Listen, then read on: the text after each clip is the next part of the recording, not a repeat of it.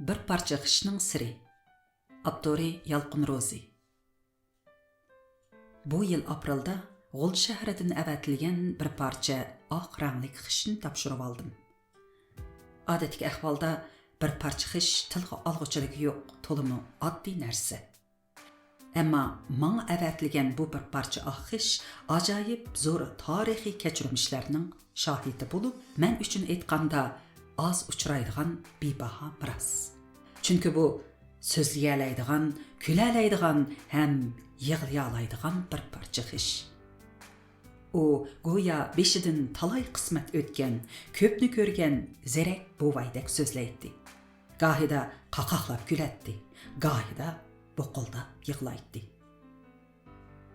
Ürümchining kunduzdagi quloq mengini zing'ildatib etadigan shavqin suranlari jimiqib, butkul shahar tun jimliqiga cho'mganda bu xissatlik qish bilan ikkimiz qusurlashib, tugamas suhbatlarni quratdik. Bu chaqda vujudim hayajon ilkida titrab, o'y fikrim mag'ribdan mashriqqa kezatdi. Heli qavat-muqavat sir hikmatlarga to'lgan o'tmish haqida o'ylansam, heli ezutqudak o'zgarishchan bugun haqida o'ylanatdim. U alayda qishni uyga kelgan mehmonlarga bir ikki qatim ko'rsatib, uningga oid hikoyalarni ancha-muncha so'zlab bergan edim. Ular eranishib ketmadi. Men bu yerdagi oshqushliq masala qimmat o'lchimidagi farqda bo'lsa kerak deb o'yladim. Albatta, kishilarning madaniyat saposi, odat, ehtiyojlari, orzu, havaslari, g'oya, aqidlariga asosan qimmat o'lchamlarimi farqlanadi. Bundoq farqli holatni biz Jibran Xilil Jibranning Muni nasridan ro'shan ko'rib olamiz. Kunlarning birida etizlikda ishlayotgan dehqon naiti esil bir marmar haykalni qizyapti-da, uni opirib e'tiborli san'at buyumlarini yig'ib saqlag'uchiga setibdi. Yig'ib saqlag'uchi bu esil haykalni yuqori bahoda setib oldi. Dehqon qaytib ketib etib, qo'lidagi pulga qarab o'ylanganicha o'z-o'ziga pichirlabdi. Bu pul insonning hayotini o'ylab boqmagan huzur halovatga muyassar qiladi. Haykal o'lik narsa. U to'pi ostida ming yillab yotgan. Uni hech kim xiyoliga keltiribmi boqmagan. Nima uchun birovlar ashundoq sovuq toshni shuncha jiq pulga setib oladigandu? Shu chaqda yig'ib saqlag'uchi oldidagi marmar haykalga zo'qlanqini chiqarib o'z-o'ziga pichirlabdi. Nima degan go'zal, nima degan jonliq, nima degan ulug' ham esil buyum ha? Afsus, u uzoq yillik shirin uyqusidan amdil uyg'ondi. Nima uchun haq mushundoq esil narsadan voz kechib, o'zini o'lik, hech to'yg'isiz pulga otadigandu. Demak, qimmat qarashidagi o'xshamaslik tufayli har kim har bir narsaga o'xshamagan darajada maftun bo'ladi, ham o'xshamagan darajada o'zini beg'ishlaydi. Men boshqalarning diqqatini qo'zg'ay olmagan bu bir parcha oq qishqa bo'lakchada maftun edim. Havarang Duxava partisiga yo'gab qo'yilgan bu oddiy qish kurash, tavakkulchilik, botirlik, aql farosat, hayajon, siqilish, xo'rliq, shon-sharaf va hasrat nadomatning yo'g'rilmasi edi. Aniqroq aytganda, u qadimiy yurt makonlarimizning biri bo'lgan Ili vodisining 20-asrdagi qismatga boy agri to'qay musobisining shohidi edi. Ili vodisi ommiboplashtirib aytganda, G'ulja yaqinqi 2 asr mobaynida Uyg'ur xalqining tarixida ajoyib zo'r voqealarga sahna bo'lgan xislatga boy zamin. Bu tangdishi yo'q go'zal tuproqqa Ili farzandlari yurakni larziga solg'udak qimmat beg'ishlagan. Garchi Ili vodisidagi Uyg'urlarning nupusi uncha bala ko'p bo'lmasa-mu, ammo ularning ro'yobga chiqargan natija utuqlari hayron qolarlik darajada ko'p. Hozirning o'zida Ili vodisida 600 mingdan ortiq Uyg'ur bor. Selishtirib baqsaq, bunchalik nupus Janubiy Shinjongdagi bir qism nohiyalarda bor. Ammo mashhur shaxslarning ko'pligi, to'kibkor azimatlarning jiqligi bilan Ili hammani besib tushadi. Ili Uyg'urlari orasidan o'xshamagan sohalar bo'yicha yetishib chiqqan xos ijtimoiy to'plar bu nuqtani so'zsiz isbotlaydi. Biz бүткіл ана диярымызны көзді тұтып етідіған болсақ, ili батырлары, ili inqilabçıları, ili maarifçileri, ili ölümaları, ili boylары, ili әдіплері, ili sənətkarları, ili çaxçaqçıları zor təsirге ega ictimai top hesaplanıdı. Bu ictimai toplar ili cəmiyyətini sərxillaşqan cəmiyyətə aylandırған. Onlarının tökbə nəticələri ili ruhini təşkil qılğıcı öçməz yalqın. Qısqası, ili Uyğurları yaratqan ili ruhi hər tərəfə yoruq sepib, yelincab turğan bir gülxan. İli vadisi öz növbətində yana 2 əsrdən bu yan Cənubi Şinjandakı beşiğa xilma-xil ağır günlər kelib chiqish yo'li izlagan o'lima, ziyoli, sodigar, hunarvan, san'atkor, inqilobchi ishlamchilarning panohgohi bo'lgan. Och zerin xalqning hayotliq umidi bo'lgan. Buni dalil bilan isbotlaydigan bo'lsak, 1858-yili Qashqarga xufiyani tekshirishga kelgan Rossiyalik mashhur qozoq olim Cho'qan Valixonov 6 shahar xotirlari degan asrida 6 shaharda sodigarlar va hunarvanlardan ilinadigan bosh siliq va ushur zakotlar ig'ir bo'lg'ashqa, ularning ko'p qismi o'z yurtini tark etib, G'o'lja, Urumchilarga chiqib ketdi deb yozgan.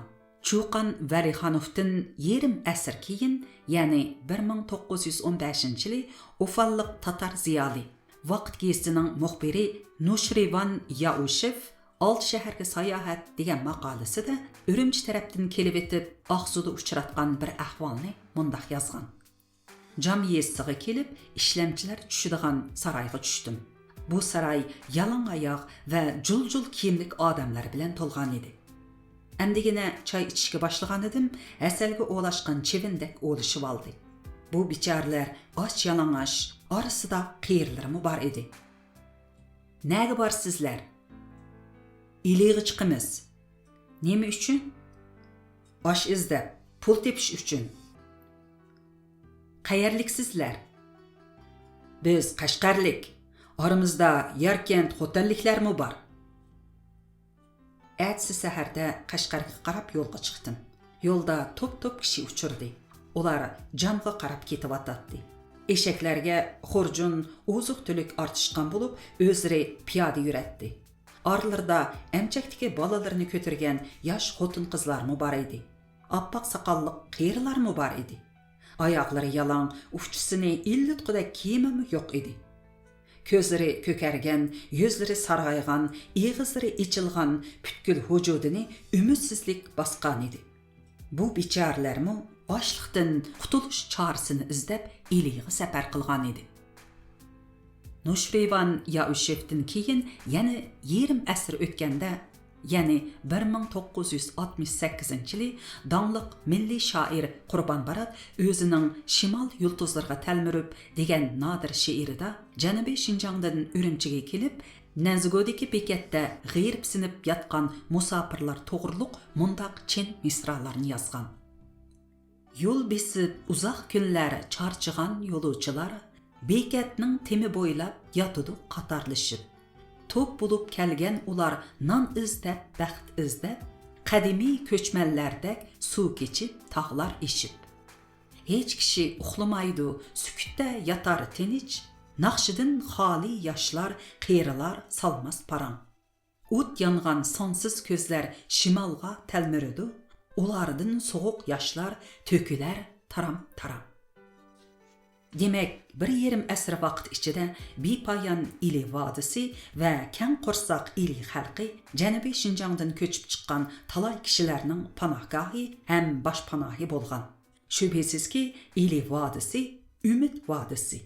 Ili tupraqi sexiy tuproq. Ili xalqi mardona xalqdir. Alqınımdaki bu bir parça axish ili osmonida 100 yil chaqnab, kishini söyündirdigan va o'kindiradigan talay vaqa hodisini ko'rgan alohida xish. U xish milliy sanoat tariximizning yodikori bo'lgan bebaho san'at mirosi. Milliy sanoat bilan shug'ullanish, millatni gullantirish, davlatni qudrat topqizishdagi tub yo'l. Ayni yilları Amerika Angliyaning mustamlikasi bo'lgan. Shu chaqlarda Angliya o'z manfaatini chiqish qilib, Shimoliy Amerikaning hech qanday sanoat bilan shug'ullanishiga yo'l qo'ymagan. Lekin Amerikaning qo'rg'uvchisi Washington Amerikaning milliy sanoatini taraqqiy qildirishni ta'kidlagan. Amerika tarixidagi tunji prezident bo'lgan Washington vazifaga o'ltirgan kuni Amerikada tikilgan kiyimni kiyib, amerikaliklarga Amerika o'zining sanoatini taraqqiy qildirishi kerak deb chakarlagan. U hatto davlat xarajati orqali yasash kasbini taraqqiy qildirishni o'tirg'a qo'ygan. Demak, Washington milliy sanoatning davlatni qudrat topqizishdagi muhimligini haqiqiy tushungan dahi edi. 19 asrning boshlari Germaniya milliy sanoatni barpo qilishga sal qarab, davlatni iqtisodni erkinlashtirish orqali taraqqiy qildirishni o'ylagan bo'lsa-mu, kutgan maqsadiga yetolmagan. Oxir erkin savdo andizisining nachar taraflarini to'nib yetib, sirtqi qartda yuqori tamojni beji siyosatini yo'lga qo'yib, ichki qismida milliy sanoatni qo'g'dagan. 1900-yilga kelganda Germaniya po'lat temir yo'l qatorliq sohalarda dunyodagi sanoat asosi eng kuchli davlat Angliyaga yetishib olgan. 1850-yilning oldi keynida G'arb jahongir davlatlarining dengiz orqali kelib qilgan hujumiga bardoshlik berolmay, ahomatlik shartlariga g'ing qilmay ko'nishga majbur bo'lgan Qing sulolasi bu jahongirlarning qudratligining sirini bilolmay, tengirqab cho'nqur kirsizga patgan. Keyin o'qimishliklar qatlamidagilar davlatni qudrat topqizishning ikki turli taraqqiyot fikr yo'lini tepib chiqqan. Ular savdo sanoat orqali davlatni qutqizish tarafdorlari bilan ma'arif orqali davlatni qutqizish tarafdorlari edi. Afsuslanarligi 1900-yilgacha bu tashabbus hukumatning qo'llashiga erishalmagan. Ayni chaqda garchi Yaponiya Jungoga o'xshashla qaloq davlat bo'lsa-mu, 1868-yili Meiji yengillikqa ko'chish harakatini qo'zg'ash orqali g'arbdan o'rganib, nihoyatda tez gullanish yo'liga mangan. Aradan 26 yil o'tib, 1894-yilga kelganda g'arblashgan Yaponiya bilan muassib Jungo o'rtasida Javu urushi portlagan. Javu urushida kichkina orol davlati Yaponiya g'alaba qilib, cho'ng davlat hisoblanadigan Jungoni to'liq o'sal ahvolga tushirib qo'ygan. Shuningdan keyingi bir necha yillik ohonat ishida Jungoliklar davlatni qudrat topqizish haqidagi shuarlarni hukumat irodasiga va amaliy harakatga aylantirishni qattiq talab qilgan. Ishki tashqi vaziyatni nazarda tutgan jahil Sishitayxu 1901-yili noiloj muassib pozitsiyasini o'zgartib, yangi siyosatni yo'lga qo'yishga majbur bo'lgan.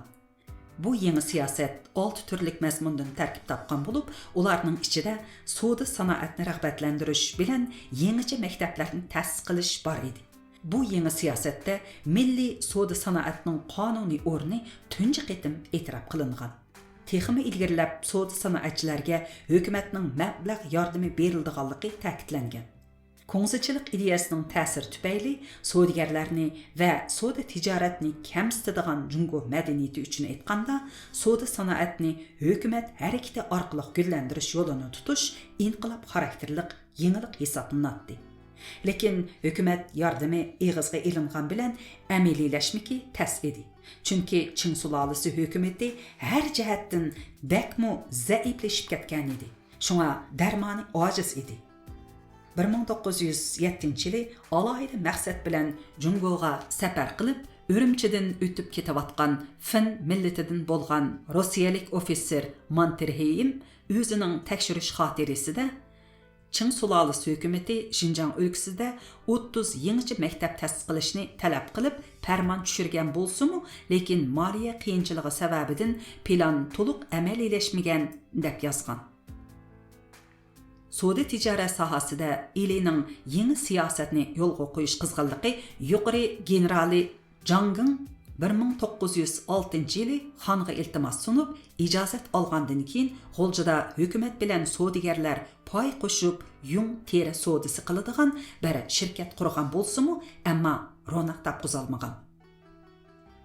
Çin sulalesining chirik siyosati va Rossiya imperiyasining savdo ishlaridagi zo'migarligi sababidan mavjudligini tasdi saqlab, aran-aran rivojlanib kelayotgan Uyg'ur savdogarlari ichida ideyasi ilg'or, mablag'i ko'p, tijoratga mohir, yiroqni ko'rar aka-uka Musabayevlar Çin sulalesi hukumatining savdo sanoatni rag'batlantirish siyosati yo'lga qo'yilgan tarixiy fursatda savdo kapitalini sanoat kapitaliga aylantirishga niyat qilib, dadisi Musabay hojimdan qolgan ili Kuradagi kun qurum pishiqlab ishlash korxonasini zamonaviy teri zavodiga aylantirish yo'lida izlangan. Akovka Musabayevlarning dadisi Musabay hojim ma'lumoti mo'l, ko'pni ko'rgan, zehni o'tkir, irodasi mustahkam, savdo tijoratga pishgan, obro'y inovati yuqori kishi edi. U 1850-yillarda chegara atlab savdo qiladigan qobil savdogar sifatida tanilgan. U 1858-yili 23 yoshli Chuqan Valixonovning Qashqarga yo'shirun kelib, yarim yilcha yurib, atrofliq tekshirishda bo'lishiga zo'r yordam qilgan. Shu chaqda yeshi o'zidan ancha cho'ng bo'lmagan Musabay hojimning parasti va jasoratiga hayron qolgan Chuqan Valixonov: "Musa ağa, charchab ketdim. O'zimni hamisha qilning ustida qolgandek seziman. Men sizning tamkin mijozingizga, qaltis tuzligingizga, qilni 40 yaradigan chora tadbirlaringizga hayron qilib zan solaman. Mundaqcha aytganda, siz karamat diplomatsiz" degan. Qashqarda salohiyatini yo'shirib, hayotiy qilning ustida turgandek kechirmishni boshdan kechirgan Chuqan Valixonov shu qitimda 6 shahar xotiralarini yezib chiqib, Qashqariya haqida Marko Polodan keyin hech qanday ma'lumotga erishalmay kelayotgan Yevropaliklarni tunji qitim tushuncha hosil qilish imkoniyatiga ega qilgan. Shuningdan keyin Yevropalik tekshiruvchi va ekspeditsiyachilar birining keyindan biri tarim qo'viqini chekkan. Musabay hojim 1860-yillardan boshlab g'o'ljini baza qilib tijorat bilan shug'ullangan. U uzoq o'tmay ili tavasida zo'r miqdorda chorvasi va nurg'un yer zamini bor cho'ng boyga aylangan. 1881-yili Jungo Rossiya ili shartnomasi imzolanib, Rossiya tarafidan 11 yil egilib olingan ili rayoni Jungoga qaytarilgan. Rossiya ilini vakolatan saqlab berganlik xarajati uchun 9 million rubli to'lam to'lashni talab qilgan. Buni shu chaqdagi Jungo kumishiga sundirganda 5 million sar kumush bo'ladi. 1894-yildagi Jungo Yaponiya urushidan ilgari Qing sulolasining har yillik moliya kirimi taxminan 80 million sar kumushdan ko'proq edi. Zaiflashib ketgan Qing sulolasi shartnoma bo'yicha Rossiyaga to'lam berishga majbur bo'lgan. Qing sulolasining moliya qiyinchiligi og'ir bo'lg'achqa, to'lam pulini hal qilish uchun ilida hukumat savdogarlarga yer sotgan. Shu chaqda cho'ng savdogar Musabay hojim G'o'lja va Ko'radin eng yaxshi yerlarni setib olgan. Rossiya bilan Xinjiang o'rtasidagi savdo tijoratda asosli o'rinni yung teri savdosi egallaydi. Chalib pishiqlab ishlangan teri zo'r foyda olg'ili bo'ladigan tovar hisoblanadi. Uyg'urlarda kun xurum kasbi umumlashgan kasb edi. Shu sababdan Musabay hojim 1885-yili Kura shahridan setib olgan yerga 90 ishchi ishlaydigan teri pishiqlab ishlash korxonasi qurgan. Bu Jungo bo'yicha tunji teri pishiqlab ishlash korxonasi hisoblanadi. 1887-yili Tianjinlik Wu Maorin qurgan Beijing teri aylash shirkati ishga kirishib, 1-2 yil bo'lmayla vayron bo'lgan. Kasb jihatdagi an'anaviy ustunlik ham bozor ehtiyoji jihatdagi afzallik sababidan Musabay hojim qurgan teri pishiqlab ishlash korxonasi barg'ansari gullangan. Musabay hojimning o'g'illari Husaynbay bilan Bahovuddinbay yerlik usulda qo'l hunari orqali ishlab chiqarilgan mahsulotlarni Rossiya, Germaniya, Turkiya qatorliq davlatlarga sotgan. Bu ikki o'g'il ruslar bilan savdo qilish jarayonida mablag'ining ko'pligi ham tijorat ishlaridagi chevarligi bilan dong chiqargan hamda Musabayevlar deb mashhur bo'lgan. 1895-yili Musabay hojim qazo qilganda uning 3 xotinidan bo'lgan Husaynbay, Bahovuddinbay, Imon Muhammad, Ubul Hasan, Hesamiddin Abdullahdan ibaret 6 oğlu ve 2 kızı allaburun Qatarga qo'shilib bo'lgan edi. Ularning ichida bir-biridan qobiliyatli cho'ng o'g'illari Husanbay bilan Bahovuddinbay tijoratga pishgan, o'zini to'xtatgan xalqaroliq savdogarlardan bo'lib qolgan. Ular albatta eng mushkul yo'llarni besib, eng zo'r qiyinchiliklarni yengib, mushu holatga kelgan. Chunki ular Şinjangda bosh to'lamay savdo qilganning ustiga zo'migarlik bilan xom ashyo manbasini monopol qilib olgan Rossiya savdogarlari bilan tig'ma-tig' turib savdo jingi qilgan. Bu to'g'riliq G'o'ljining savdo tarixidan qisqacha bayon degan maqolada mundaq yozilgan. 1851-yildan keyin Char Rossiya jahongirligi bir qator tang huquqsiz shartnomalarni tuzish orqali Ili rayonida savdo ishlari bilan xohlagan shug'ullangan. Rossiya savdogarlari Jungoning qonunlariga bo'ysunmaydi. Ular Ilining savdosini monopol qilib olib, Rossiya mollarini turkumlab elib kirgan. Yerlik mahsulotlar va xom ashyolarni arzon bahoda talon-taroj qilgan. 1890-yilning oldi kaynida Ilining milliy savdosi Rossiya savdogarlari va Rossiya mahsulotlari bilan bo'lgan raqobatda taraqqiy qilishga boshlagan. Har millat xalqi import-eksport shirkatlari va vositachilar orqali o'ziga xo'ja holda chegara savdosi yo'lini ichib Rossiya savdogarlari bilan tirkashgan. Buningda Husanbay boshlamchi bo'lgan. U turli tera, xurum, yung, paxta qatorliq yerlik mahsulotlarni eksport qilib bosh ko'targan. Rossiya imperiyasi bilan import-eksport savdosini yo'lga qo'ygan. Akovka Musaboyevlar xalqaroliq savdogar bo'lish sifati bilan Qrim tatarlardan chiqqan mashhur jadidizmchi İsmail G'asparalining jadidizmlik tashabbuslariga va bu tashabbuslarning Turkiya, Qozon, Uffa, Orenburglarda va Samarqand, Toshkent qatorliq O'rta Osiyo shaharlarida paydo qilgan yangi muarif, yangi madaniyat to'lqiniga yaqindan diqqat qilgan. Dadısının pulning xo'jasi bo'lmay, bilimning xo'jasi bo'linglar degan vasiyati bo'yicha ish ko'rib, madaniyat, ma'arif ishlariga alohida ko'ngil bo'lgan. Ular İsmail G'asparali 1884-yili yurti Bog'cha Saray shahrida tunji usuli jadid, ya'ni usuli savdo maktabini ichib 15 yil o'tgandan keyin ona yurti Ustunatushning Eksak kentida jadidcha o'qitish usulini yo'lga qo'ygan tunji maktabni ochgan. Bu yangilik ayni yili Qrimda chiqadigan tarjimon gazetida xabar qilingan. 1905-yili Qing sulolasi hukumatining savdo ishlari vazorati chet ellarga chiqib raqobatga qatnashish nizomnomasini e'lon qilib, jungoliq savdogarlarni xalqaroliq tovar yarmankilariga qatnashishga rag'batlantirgan va ko'rsatma bergan. Bu orqali tashqi savdoni kengaytirib, ilg'or davlatlarning mahsulotlarini ko'rib, Jungoning savdo sanoat ishlarining taraqqiyotini ilgari surmoqchi bo'lgan. Akovka Musaboyevlar oningdan necha yil ilgirla tashqi savdoni yo'lga qo'yib, Moskva qatorliq shaharlarda o'tkazilgan yarmankalarga qatnashib, xalqaroliq raqobatga tushib, savdo tijorat ishlarida mo'l tajriba va xalqaroliq nazarga ega bo'lgan. 1905-yili Aka-uka ikkilan birlashib, Musaboyev birodarlar shirkatini qurgan. Bu shirkatning qurilishi Şinjangning savdo tijorat tarixidagi namoyanda xarakterlik boshlanish hisoblanadi. Aka-uka Musaboyevlar shirkat qurgan chaqda allaburun Rossiyaning har qaysi shaharlaridagi savdo vakolatxonalarini ta'lilliq hisobot ishlatish orqali savdo qiladigan yo'lga kirgizib bo'lgan. Rossiya bankasida hisobot nomeri ochgan. Wu Shaolinning Şinjangga nazar degan asrida Akovka Musaboyevlarning Tianjin va Shanxaydagi bankalar bilan aloqasi borligi aytilgan. Ular Uyg'ur va rus tili yoziqidagi ayrim ish qog'ozi bostirib, shirkatning xat aloqalarida maxsus shu qog'ozni ishlatgan. Bu faktlar ularning xalqaro saviyadagi o'lchamlashgan shirkat boshqarish yo'liga kirib bo'lganligini isbotlaydi. Haqiqatanmi 20-asrning beshida Şinjang rayonida ularga yetadigan cho'ng savdogarlar yo'q edi. Zo'migar Rossiya imperiyasini orqa tirak qilib savdo qiladigan Tatar, O'zbek boylarimi ularga yetmaydi.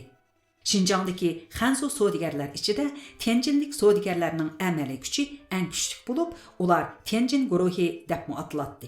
Ularның içinde Yang Liuping ən aldınqı orunda turatdı. Onun Шинжаңda 100'den artıq dokanı var idi. Asaslıqı milişmal, yipek, gezlimrext, tamaka, çay, haraq ticaret qılatdı. Ama onun məbləğini Akufku Musabayevlarının məbləğiga seliştirgılı bolmaydı. Ticaretinin xarakterini texmi seliştirgılı bolmaydı. Biri dokandar xo'jayin bolsa, biri sanoatchi kapitalist idi. Biri milishmal sodigeri bolsa, biri xalqarалық salohiyat ega korxonachi idi. Akufku Musabayevlarning soda tijoratdagi ta'sirini ularning sheriklashib Musabayev birodarlar shirkatini qurganligi munosabati bilan 1905-yili Çar podshohi yozgan Munu maktubidanmi cho'nqur his qilib olg'ili bo'ladi. Janobi oliylarga ma'lum bo'lg'ay. Kamilleri Hüseyin hem Bahavudun Musabayevlar bu vaqtgacha Hüseyin Musabayev namida bo'lib kelingan sodimizni 1323-yili Hijriya Tomuz ayidan boshlab har ikkimiz sherik bo'lishib ahda va shartlar bog'lab tijorat va sanoat korxonalari ishlarini komil ozodlik ila yurgizmak bo'lib sodimizning nomini Tijoratxona Hüseyin Musabayev va birodarlari qo'yib ahda va sharoit qoidalarimizni podshohlikning guvohlantirib ishimizni bir davom qildik. Her ishning beshida mudir Hüseyin Musabayev bo'lib, ham uning o'rnida birodarlari ham sheriki Bahovudin Musabayev qo'l qo'yganlariga, ya'ni imzolarini iltifot qilmoqlaringizni raja qilib, tavajjuhotingizning davomini tamanni qilamiz. Bundaq yüksek paraset ve dadil pozitsiya avlodlarni söyündirmey, iftixarlandırmay qalmaydı. Şübhisizki, ajdodlarning ecri, avlodlarning g'urur boyliqi. Mayli soda sanoatni gullantirish, mayli yangi ma'rifni yo'lga qo'yish, mayli chet ellarga o'quvchi chiqarish jihati 1900-yildan ilgirla boshlamchilik rol o'ynagan Akufku Musabayevlar 1901-yili Qing sulolasi hukumati yangi siyosatni e'lon qilish bilan tang qadamni texnik cho'ng ilib soda kapitalini sanoat kapitaliga aylantirish maqsadida nazarni Yevropaning ilg'or sanoatiga tikkan. 1906-yili Yaponiya bilan Jungo sheriklashib, Yaponiya mablag' chiqarib, Jungo tarixidagi tunji zamonaviy Jiangnan kun xurum zavodini qurayotganda, Akufku Musabayevlar Germaniya va Fransiyada kun xurum zavodining uskunlarini setib olish uchun to'xtam tuzishib bo'lgan. 18-asrning keyingi yarmidan buyon xalqimizga hukmronlik qilib kelayotgan aksiyatchi Qing sulolasi hukumatining hokim mutlaqligi va zo'ravonligi xalqni qo'rqinchoq, ehtiyotchan, tushkun, nodon, gumonxo'r va qo'lchilik xarakteriga giribtor qilib atgan sharoitda Akufku Musabayevlarning qaddini tik tutib, o'z kuchiga tayinib, aql farosatini namoyon qilib, mag'rur ham qoqbosh Yevropa kapitalistlari bilan tang o'ltirib, suhbatlashib, to'xtam tuzishi har qanday kishini hayajonga solmay qolmaydi. Al-sot shaklida so'da qilib kelgan qaloq xalqning farzandi bo'lgan Akufku Musabayevlarning sanoat mahsulotlarini o'zlari yasab setish maqsadida zamonaviy zavod qurish g'ayatiga kelganligi har qanday kishini so'yindirmay qolmaydi. Uşaq burjuaziydan milliy burjuaziyaga aylanish yo'liga qadam qo'ygan Akufku Musabayevlar 1906-1907 yillari Germaniyaning Reyn daryosi bo'yiga joylashgan Frankfurt shahridagi Münis to'qimachilik kunxurum zavodi, elektr hassadorlik shirkati va Fransiyaning Tourne istanok shirkati bilan to'xtamlashib, kerakli bo'lgan mashina, istanok, parqazan, generator, elektr motor, metal qirish, randalash, dazmollash, chaqlash, kapsharlash uskunalarini setib olgan. Jainxi bilan Jang Jijang birlikda yozgan Musabayev teri zavodi haqida so'z degan maqolada 1913-yili Jungo ishki o'lkalarda qurgan 11 o'rindagi teri zavodining umumiy kapitali 4 million 600 ming yuan bo'lib, Musabayev teri zavodining mablag'idan aran 1 million yuan ortiq edi deyilgan. Akovka Musabayevlar 40 dan oshiq mashina uskunini Rossiya tarafining qattiq shartlarni qo'yishi va turli to'salg'u paydo qilishiga unumlik taqobil turib, Germaniyadan Moskva, Umski, Shamay, Yarkent liniyasi bilan poyezd, paraxod, harva, chana qatorliq qatnash qurollarida 1001 mushaqqatda G'o'lji shahriga elib kelib, 300 mo ko'lamdagi zavod qo'rog'i joylashtirgan. Rossiyadan o'tqa chidamli ishlarni setib olib, zo'r jasorat bilan zavod qurilishini bitkazgan. 25 metr egizlikdagi to'rxunni qo'pirib, yuqori qismiga 1909 degan sonni oq ish bilan naqshlab chiqargan.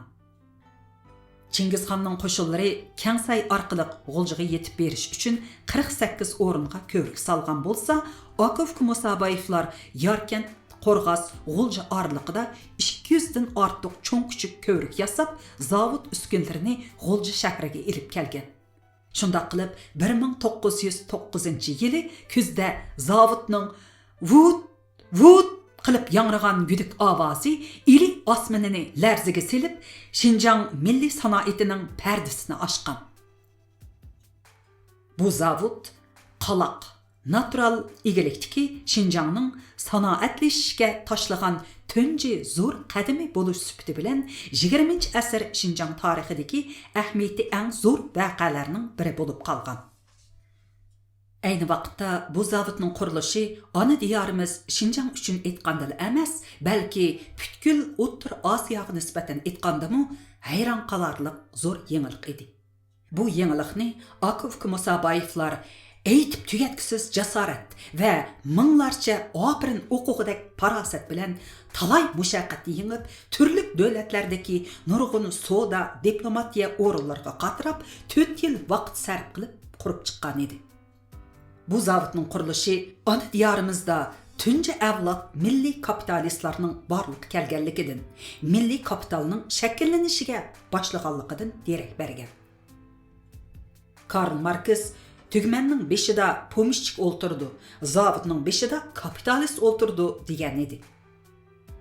Pushildab o'ltirib, polo yeyishni cho'ng biladigan g'oyisi Namrat pomishchik bilan bozor, xom ashyo, raqobat, fursat, mavjudlik, taraqqiyot, yangilik, uchur, texnika, son sifat, kapital haqida tinimsiz tafakkur qilib izlanadigan kapitalistning safosida osmon zamin farq bo'ladiganligi o'z-o'zidan ayon.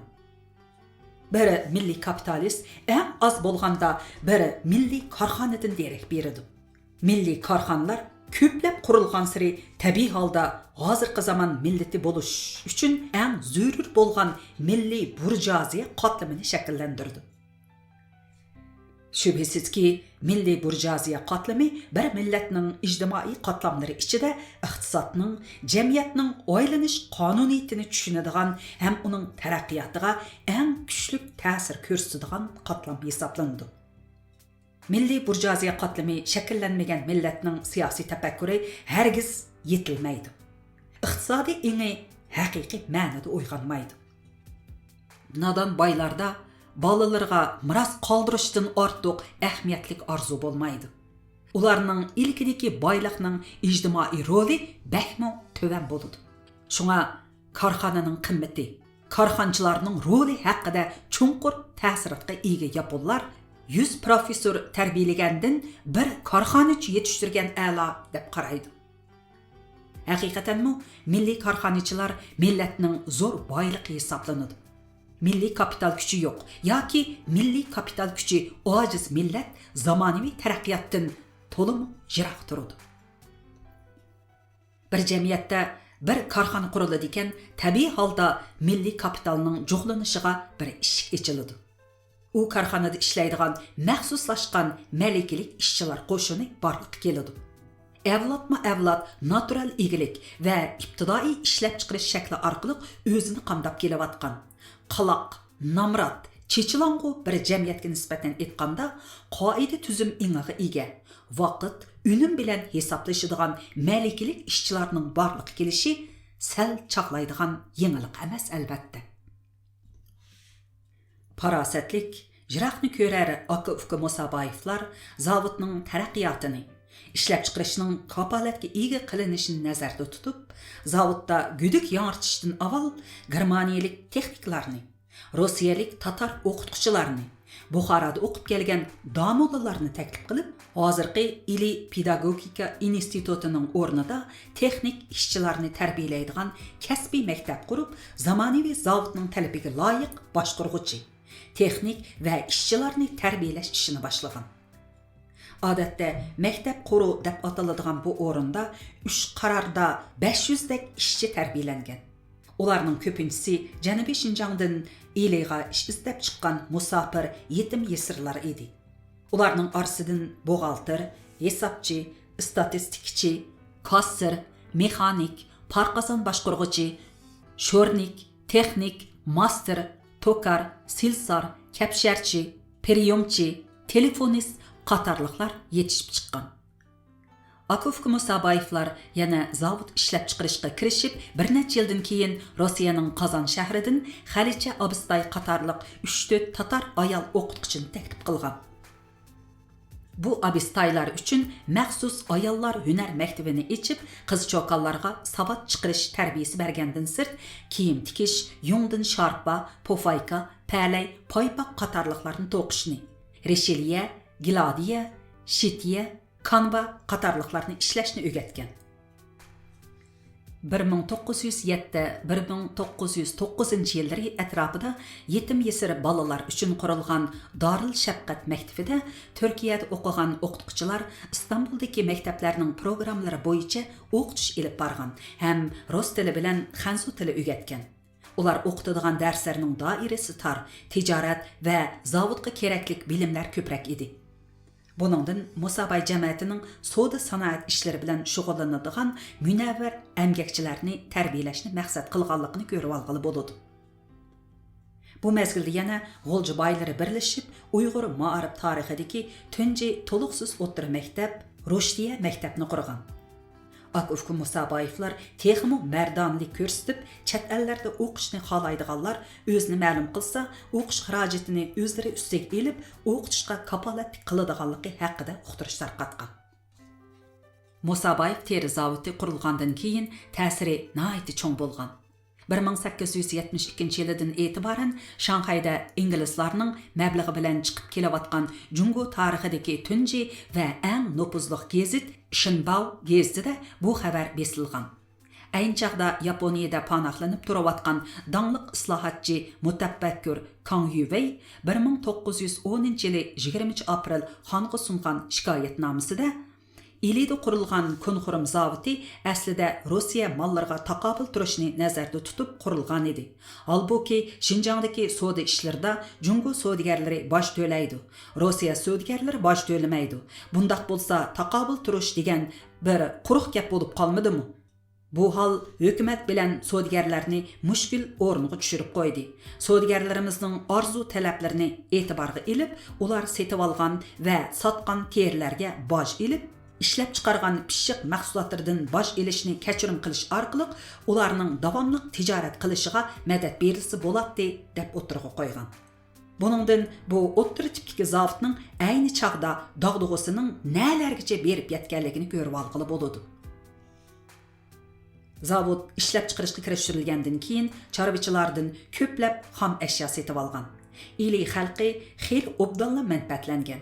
Jumladan ayni vaqtda Ili tog'larda yashayotgan 50 ming qozoq xalqimi manfaatlangan. 1980-yildan 1913-yilgacha G'o'ljida harbiy amaldor bo'lib turgan Yang Zenshu hozirgi Shinjong degan aslimisida yolg'iz zavodlar foyda olib qolmay, chorvachilarmi xili obdan nafga erishdi deb yozgan. Haqiqatanmi xom ashyo setib olish, mahsulotlarni setib chiqarish jarayonida Ilida savdo tijorat ajoyib jonlangan. Akufka Musabayevlarning Kontur qo'ru deb ataladigan hozirgi G'ulji shahrining markazidagi xalq maydoniga to'g'ri keladigan hashamatlik bosh tijoratxonasi, ya'ni shirkati eng oldirash o'rin bo'lib ketgan. Zavodda turkumlab ishlab chiqarilgan mahsulotlarning 60% Rossiyaga, 40% Xinjiangning har qaysi joylariga setilgan. Siliq, sipta ham puxta bo'lgan bu sifatlik mahsulotlar ayni vaqtda İli, Cho'chak, Oltay, Urumchi, Shixu, Manas qatorliq joylarda keng ko'lamda setilgan. Kun, xurum, shavrun, cham, ranglik kajul, chigrin, bulg'ari, polbol, maskap, massa, o'tuk, kamar, bojingir, no'xta, egar qatorliq mahsulotlar kishilarning ehtiyojini zo'r darajada qamdagan. Kishilarning turmush sifati ma'lum darajada o'sgan. 1912 yili yanvarda Ilida turishliq harbiy qo'shin ichidagi Shinxay inqilobini himoya qilib, Manjular hukmronligidagi Qing sulolasi hukumatining mavjudligiga xotima berishni orzu qiladigan Yang Zenshu, Feng Temin qatorliq inqilobchilar qo'zg'olon ko'targanda Musabayev teri zavodining moddiy yordamiga erishgan. 1914 yili partlagan Birinchi Dunyo urushi Musabayev teri zavodining sodasini texmi jonlantirib etgan.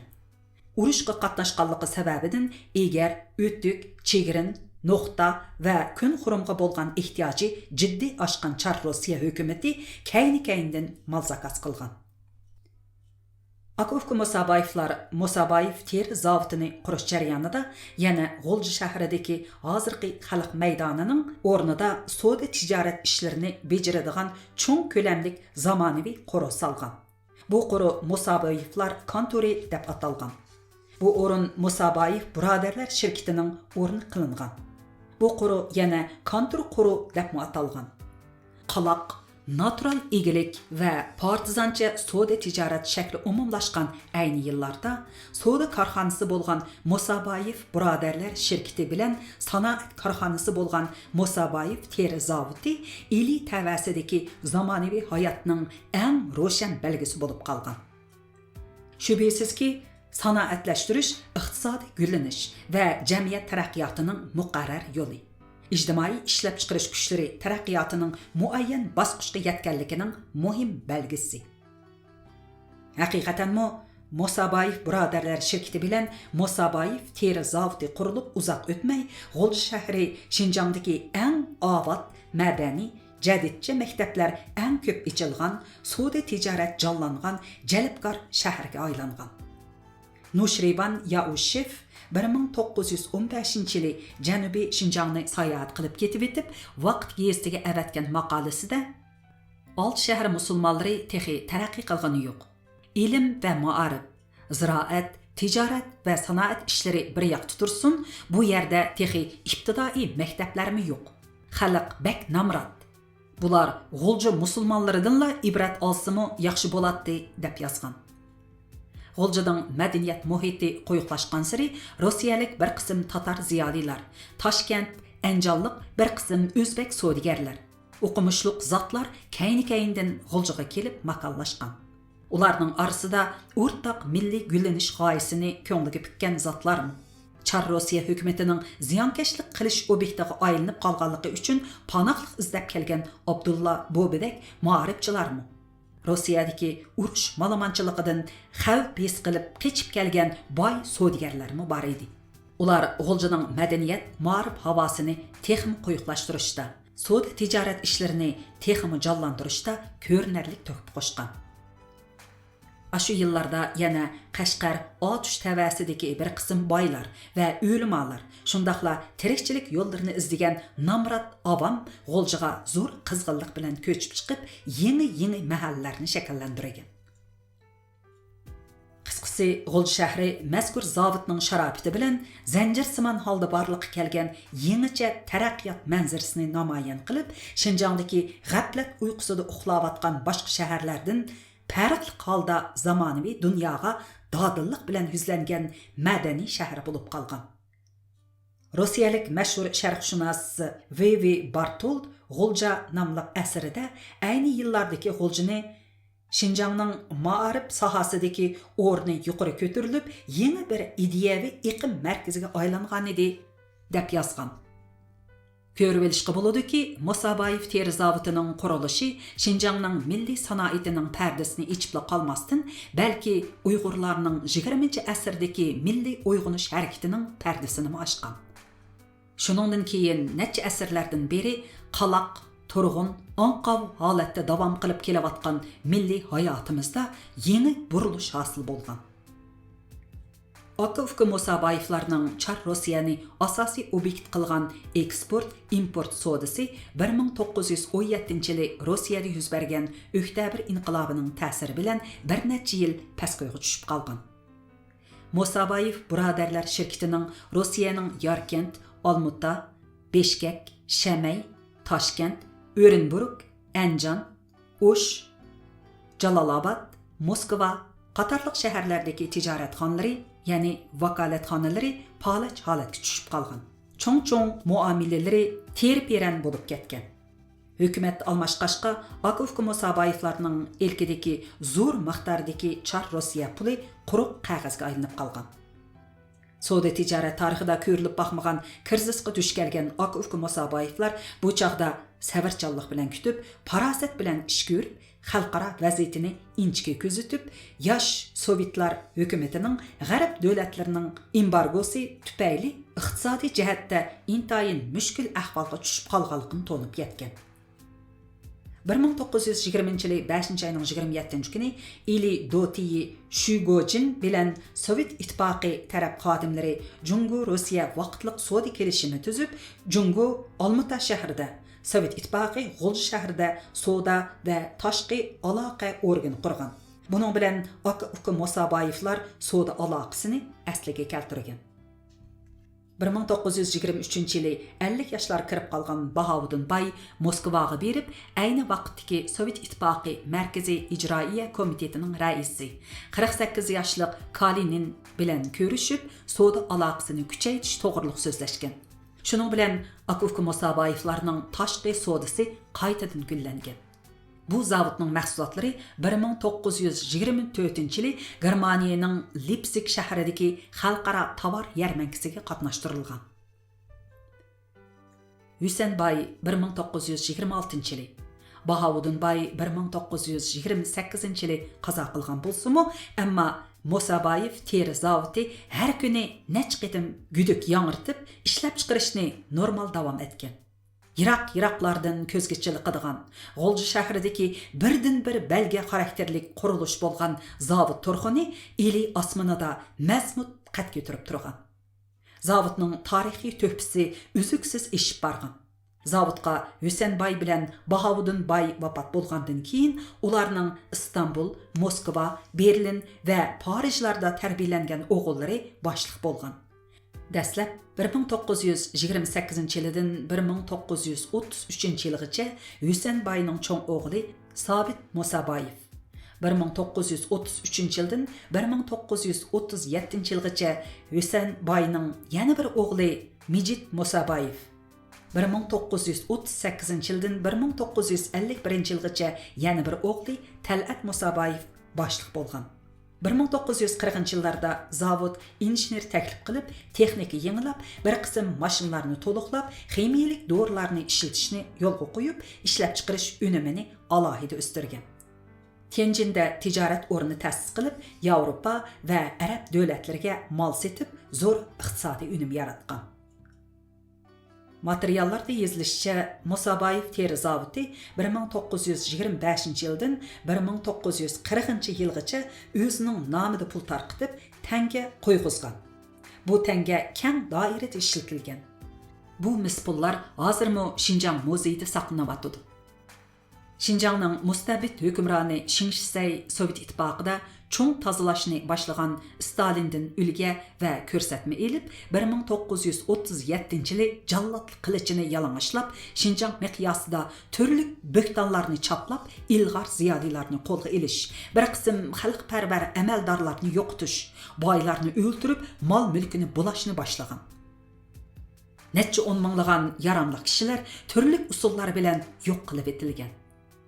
Shu qatorda Musabayevlar jamiyatidan Obul Hasan Musabayevmi iz deraksiz yo'q qilib etilgan. Shu yili yana Jungo miqyosida Yaponga qarshi urush portlab, Xinjiangda Yapon bosqinchilarga qarshi turib, vatanni qutqizish orqa saf yordam jamiyati qurilgan. Bu jamiyat qurilganda Musabayev teri zavodining shu chaqdagi boshlig'i Talat Musabayev tunji yili 30 million sar o'lik puli, keyingi yili 150 million sar o'lik puli i'ona qilgan. 1938 yili zavod boshlig'i Talat Musabayev yana G'ul shahrida 1,5 kilometr uzunlikda asfalt yo'l yasagan. Yo'lning ikki tarafiga dal-daraxt tikkan. Bu Xinjiang tarixidagi tunji asfalt yo'l bo'lib qolgan. Talat Musabayevning davlat va yerlikning jamoat paravanlik ishlariga ko'ngil bo'lish fazilati shu chaqda Uyg'urcha va Xanzucha gazetlarda qizg'in madhiyalangan. 1944 yili Nilqida milliy inqilob portlab, shu yili 11 oyning 12 kuni G'uljida 3 viloyat vaqtliq hukumat qurilgan.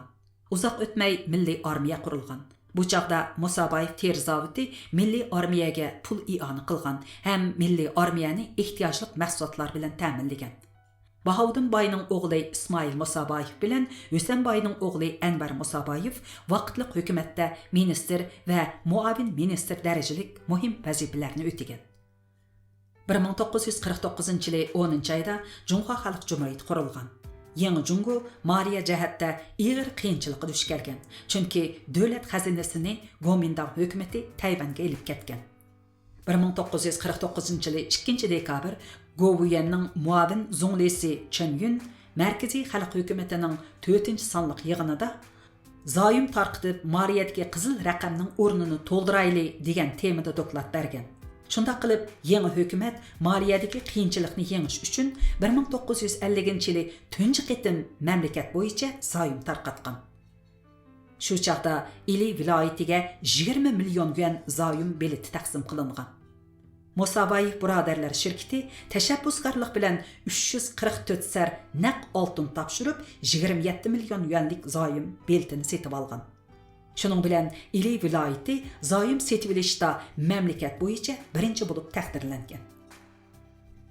1951 yili 11 oyda hukumatning uqtirishiga asosan Musabayev birodarlar shirkati va Musabayev teri zavodi Xinjiang Lichun sanoat paychaklik shirkatiga qo'shib etilgan. 1954 yili bu zavodning mol mulki baholanib, hukumat bilan xususiylar sherikchiligidagi zavodga o'zgartirilgan. 1958 yili 10 sentabr Juda Weyanjang Xinjiangni ko'zdan kechirganda bu zavodni ekskursiya qilib, milliy sanoatni zo'r kuch bilan taraqqiy qildirish kerak deb ko'rsatma bergan. Xalq hukumati mablag' silib o'zgartib qurish, ishchilarni tarbiyalab, texnik saviyasini o'zgartish orqali bu zavod 1960 yili va 1970 yillarda Ili rayonidagi boshlamchi korxonaga, yetakchi sanoatga aylangan. Bir asr mobaynida xalq uchun to'xtamay xizmat qilib, 100 minglagan kishining moddiy va ma'naviy turmushi bilan zich bog'lanib ketgan bu zavod 1990 yillarga kelganda yangi mashina uskunlar saplanmaslik, boshqurish ojiz, bozor raqobati keskin bo'lish sababidan foyda elishdan ziyon tortish ko'zlangan. 21-asrning yetib kelishi bilan ko'nrab ishlab chiqarishdan to'xtagan. 2004 yili 9 may kuni vayron bo'lganligi rasmiy jakarlangan. Uqtirishni Xinjiang Uyg'ur Avtonom rayonlik yuqori xalq sud mahkamasi Ili Qozoq Avtonom oblastlik sho'bisi shu kuni zavod rahbarligiga yetkazgan. Orqadilla Musabayev teri zavodining 130 mo ko'lamdagi zavod rayoni kim ochdi qilish usulida Yingjian uy mulk shirkatiga 30 million yuanga setilgan.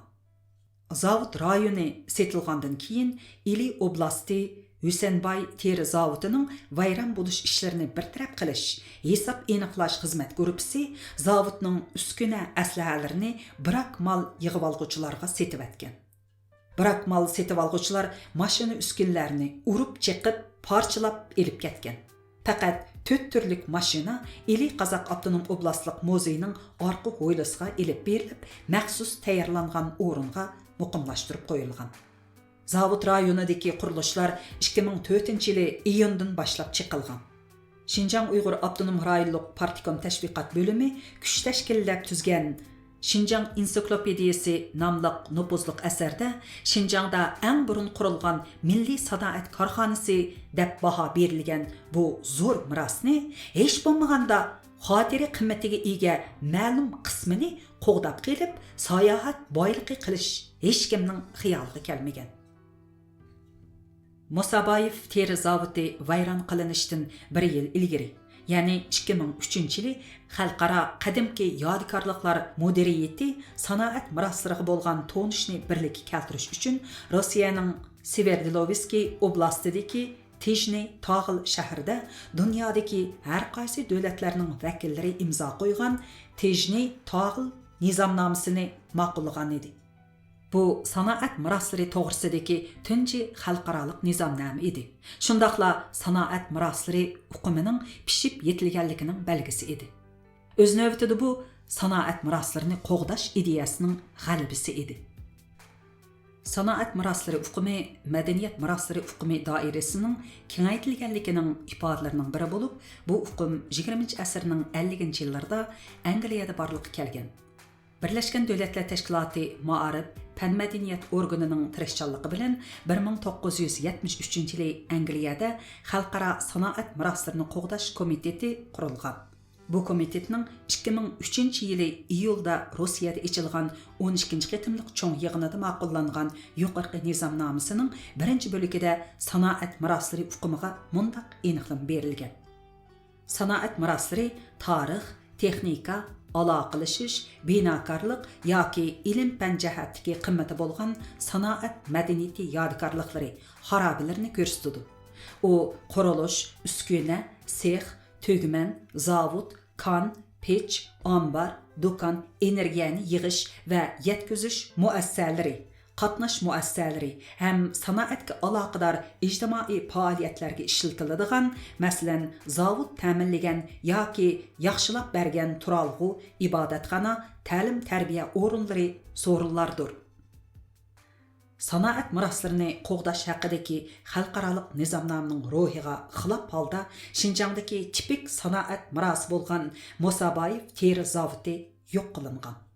Zavod qurosining ichidagi o'ltiraq rayonda o'ltiradigan har millatdan bo'lgan 2000cha ishchi xizmatchi uzoq yil ishlagan, cho'nqur mehr singan zavodidan hashpash degicha ayrilib qolgan. Zavodidan ayrilib qolgan bu ishchi xizmatchilarga tasalli o'rnida faqat ikkala qurilish qolgan. Uning biri zavodning masjidi, yana biri egiz turxuni edi. 2005-yili 22 yanvar, ya'ni Qurban hayitining 2-kuni zavod qurosining o'ltiraq rayonida o'ltiradigan masjid jamoati peshin namozidan qaytishida zimiston qishning ko'kni qoplab lapildab yiqib qor ushqunlari ichida haybat bilan qad ko'tarib turgan turxunning oldida 1909 degan son bor yo'nalishda turib xotira uchun suratga tushgan. 100 yillik tarixi ega Musabayev teri zavodi chiqib etilgandan keyin zavod xarobasiga qarab madaniyat ingiga ega o'qimishli kishilar hasratlik o'q tortishgan.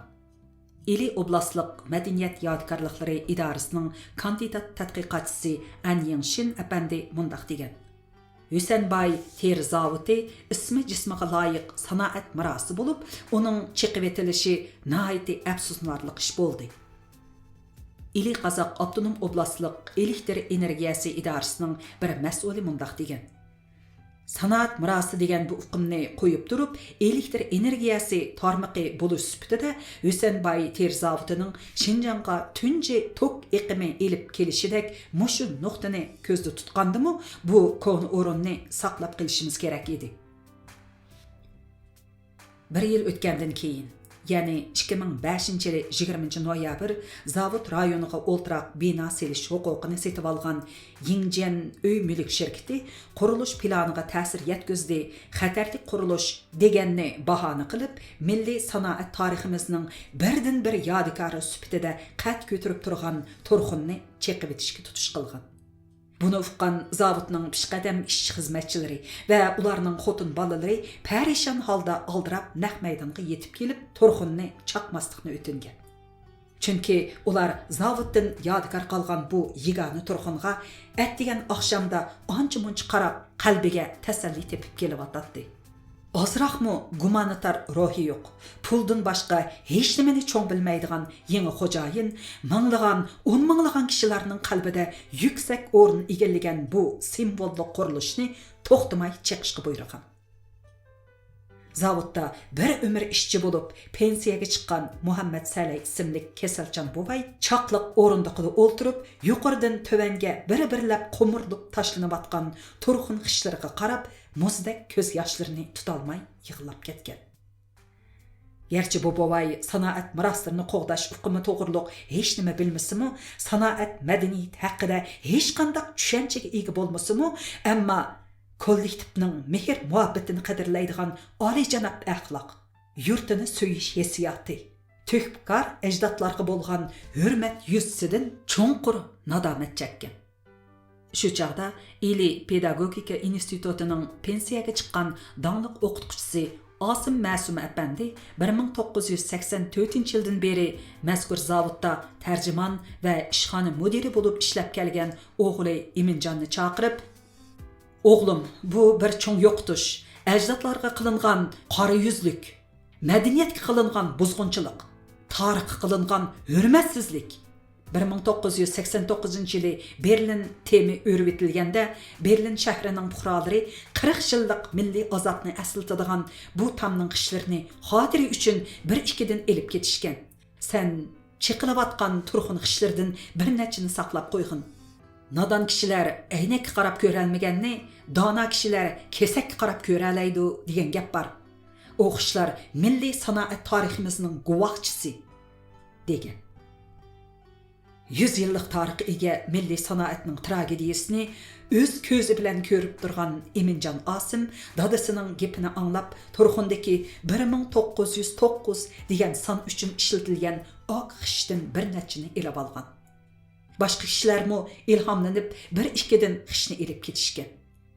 Shunda qilib yo'l ichish jasoratiga ega mashhur korxonachi, ma'rifatparvar kapitalist Akif Musaboyevlarning yengdida quduq qazgandek mushaqqat ichida qurib chiqqan Musaboyev teri zavodi G'ulji xalqining ko'z oldidan tal-to'kis g'oyib bo'lgan. Bu yil Akif Musaboyevlarning G'uljida zavod qurg'uniga to'p-to'g'ri 100 yil bo'ldi. Milliy sanoatning bayrog'ini ona diyorimizning osmonida tunji bo'lib lapildatgan bu ikki azimatning tarixiy to'kpisini qandoq usulda xotirlash biz avlodlarning aqalli axloqiy burchi. 1985-yildan e'tiboran har 10 yilda bir qitim Otush Eksaqda bu ikki azimatning yangi ma'rif mash'alini tunji bo'lib yondirganligini xotirlash faoliyati o'tkazilib kelyapti.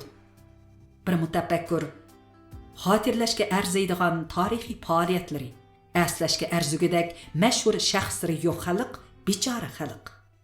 Xotirlashga arzugidek shonliq faoliyatlari, tillarda doston bo'lg'idek mashhur shaxslari turib, xotirlashni, aslashni bilmagan xalq hamoqat xalqdir degan edi. Mushmandan aytganda bir qo'lida milliy sanoatning bayrog'ini lapildatgan, yana bir qo'lida yangi muarifning mash'alini yelinjatgan bu buyuk azimatlarni yod etib xotirlash tamoman zarur.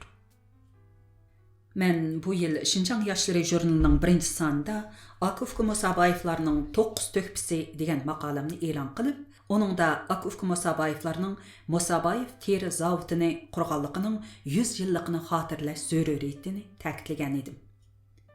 Shinjongning sanoatlashish tarixidagi tunji hodisa bo'lish sifati bilan tarix betidan mangulik o'rin olgan bu voqeani xotirlash haqiqatan zarur edi. Chunki yangi ma'rif harakati, yangi madaniyat harakati va sanoatlashish harakati bir millatning zamonaviylashishga tashlagan tunji qadami hisoblanadi. Shunga mushu xildagi tarixiy ahamiyatga ega voqea hodisalarni xotirlash avlodlar uchun burch ham sharaf.